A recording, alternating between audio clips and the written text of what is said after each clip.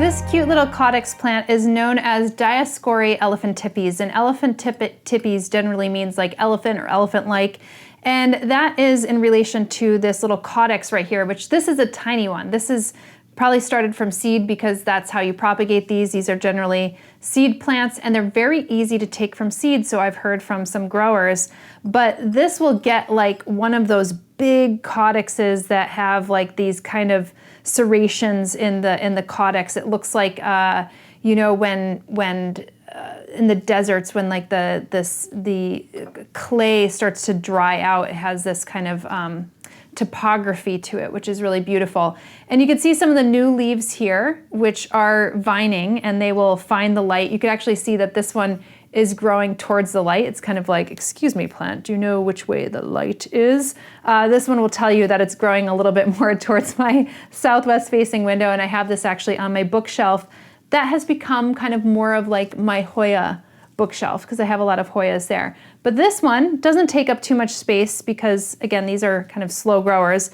These are actually not slow growing, but the caudex will actually, you know, take some time to grow out.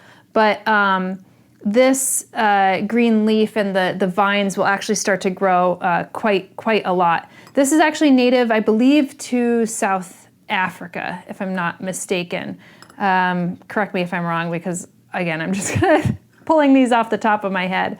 I did have actually a big one of these, and I have to tell you, I got it when I was very early in my houseplant game, and I just did not take care of it as well as I probably should have, and I think it just died on me. So, you know, rest in peace, Dioscorea elephantipes. I'm actually getting a smaller one of you and starting all over again. So I've had this for a little less than a year, and it seems to be going okay. All is well in this neighborhood right here. I would say that, you know, as far as pest pressures go, I would think that thrips would actually love this leaf. If I were a thrips, I would love this leaf. But I haven't had any pest pressures whatsoever when having this plant, so I can't say that I could say that it's, you know, it's been pretty good.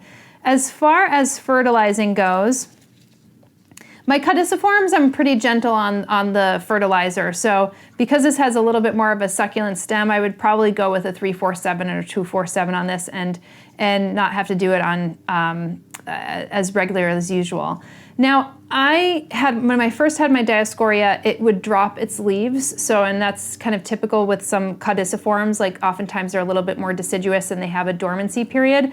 So I have not had a dormancy period in this yet, and it is kind of like winter, so I would imagine that it's approaching winter, so I'd imagine when I'm shooting this, by the way, because I might be filming this and releasing it in the spring or summer months. So, but anyway, so this is actually not dropping its leaves, so I don't have that problem actually with this. So if it does drop its leaves, then I will see, you know, for sure.